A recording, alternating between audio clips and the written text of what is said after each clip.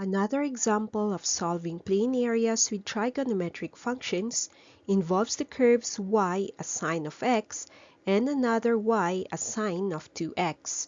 Welcome to Integral Calculus.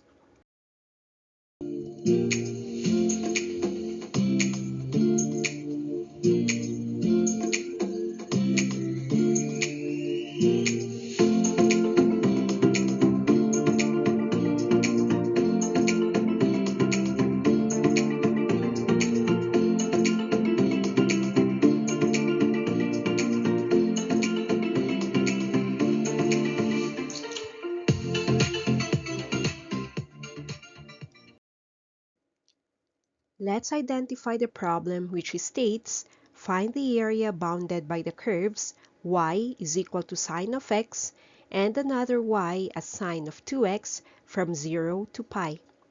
For the given, the curves y as sine of x and another function with y as sine of 2x are used. The interval taken is from 0 to pi. Again, for this kind of problem, the ordinate of the graph is still with the whole numbers, but the abscissa will be scaled as angles in terms of radians. The first step is to sketch the curves. The first method is to tabulate x and y. So in a table, we assume values of x and compute for the values of y on both functions. Start with y as sine of x. If x is 0, y is sine of 0, which is 0. If x is a quarter of pi, y is sine of pi over 4, which is root of 2 upon 2, or 0.707. When x is half of pi, y is sine of pi over 2, that is 1. Then, when x is 3/4 of pi, y is sine of 3 pi over 4, which results to root of 2 over 2, or 0.707. Then, if x is pi, y is sine of pi, which is 0. For the other function, we do the same substitution. If x is 0, y is sine of twice of 0, that is 0.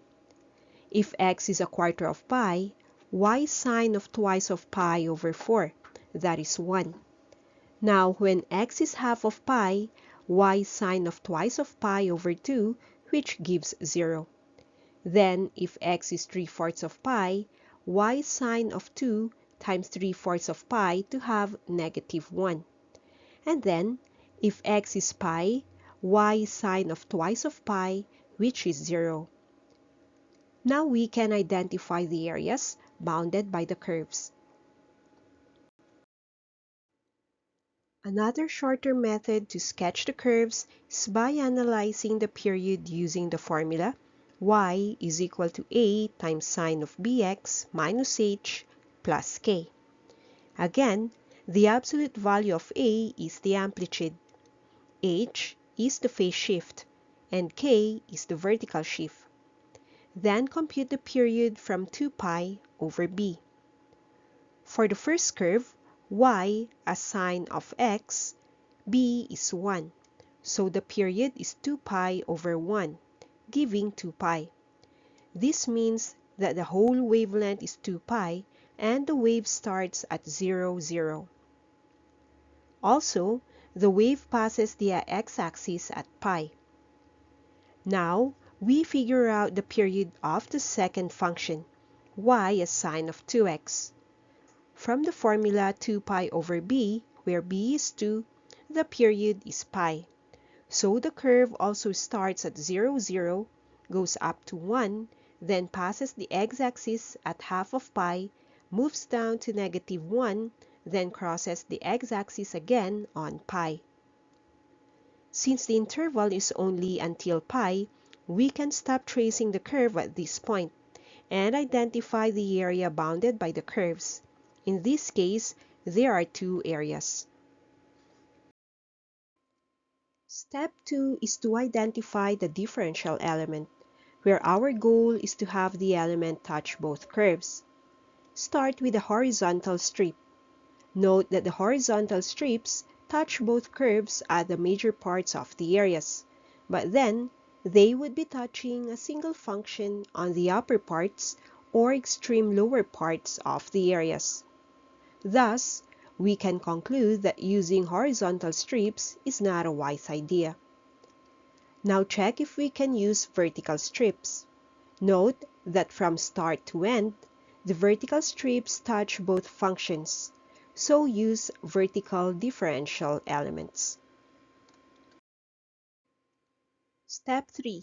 Determine the limits.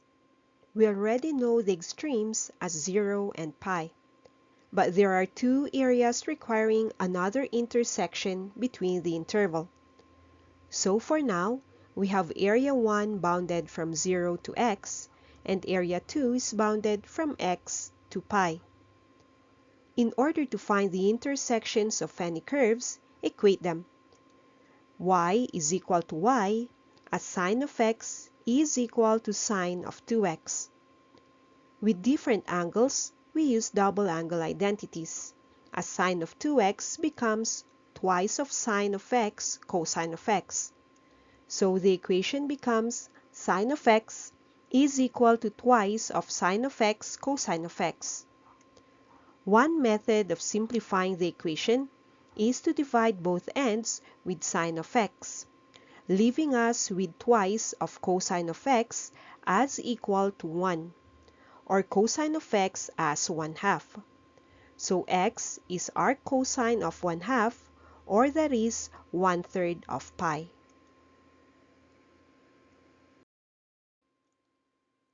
The other method to consider is to transpose sine of x instead of dividing both ends of the equation.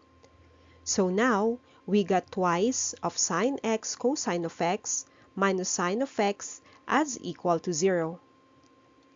Next is to factor out sine of x from the terms and have sine of x times the quantity of 2 cosine of x minus 1 as equal to 0. With this method, we can use zero property to have the first sine of x as 0, where x is then computed as arcsine of 0, and that is 0.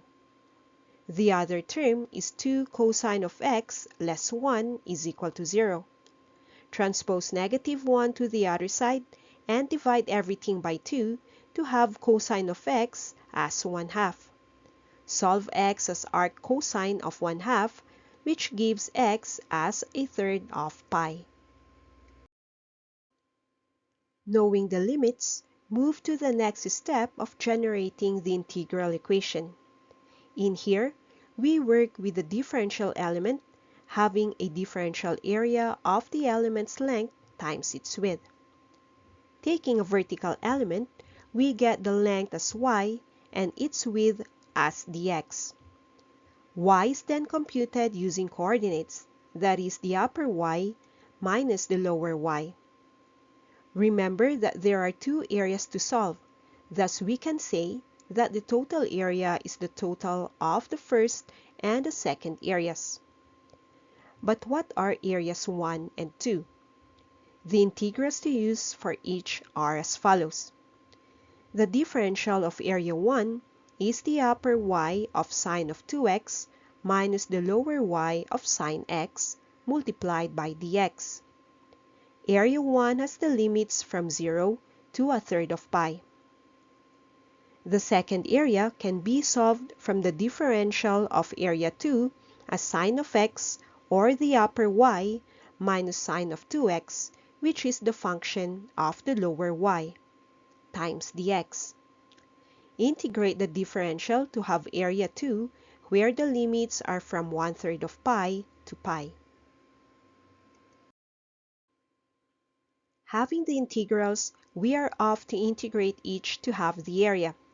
Let's start with area 1. The previous step showed d of area 1 is sine of 2x minus sine of x times dx, where we integrate this equation from 0 to 1/3 of pi. We separate terms to have the integral of sine of 2x dx minus the integral of sine of x dx, where the limits are both from 0 to 1/3 of pi. Analyze each term. The u for the first term is 2x, and its du is twice of dx, which means that we need to do some adjustments in the first term's derivative later. The second term, on the other hand, has u of x, and du is dx. Nothing to adjust for the second term. With the previous analysis of the integrals, we need to adjust the first integral by multiplying the x by 2, and with it, we need to balance this by multiplying 1/2 before the integral. Having each terms corrected and balanced, we can go on and integrate them to have half of the integral of sine 2x, which is negative cosine of 2x, minus the integral of sine of x as negative cosine of x. Again, both terms have upper limits of pi over 3 and lower limit of 0. Plug these limits into the integrals, that is, the first term becomes negative half of cosine of twice of pi over 3 minus cosine of twice of 0. The second term becomes cosine of pi over 3 minus cosine of 0.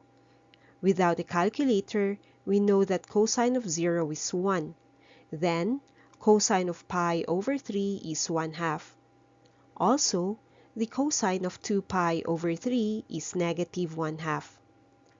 Simplify everything to have a1 as negative half of the first term with negative 1/2 minus 1, plus the second term with 1/2 minus 1. Compute all terms to have 1/4. Do the same process in looking for area 2. The integral was identified earlier as sine of x minus sine of 2x dx from pi to 1/3 of pi. Separate the terms and get the integral of sine of x dx minus sine of 2x dx, both with upper limit of pi and lower limit of pi over 3. Analyze each term. The first has u of x, and its derivative is dx. The second term has u of 2x, and its du is 2 dx. Having completed the analysis of each component, we adjust the second term by multiplying 2 to its derivative, and balancing it out with 1/2 placed before the integral. Now integrate everything to have negative cosine of x plus half of cosine of 2x with same limits from pi to pi over 3. Plug in the limits and get negative cosine of pi minus cosine of pi all over 3 plus half of the quantity with cosine of twice of pi minus cosine of 2 times pi all over 3. Just like how area 1 was simplified, we take cosine of pi as 1, then cosine of pi over 3 as 1/2. Also, cosine of twice of pi over 3 is negative 1/2. Area 2 is then negative 1 minus 1/2 plus half of 1 plus 1/2, which gives 1/4. Finally, the total area for the curves is area 1 plus area 2, which are 1/4 and 1/4. So the total area is 1/2 square units.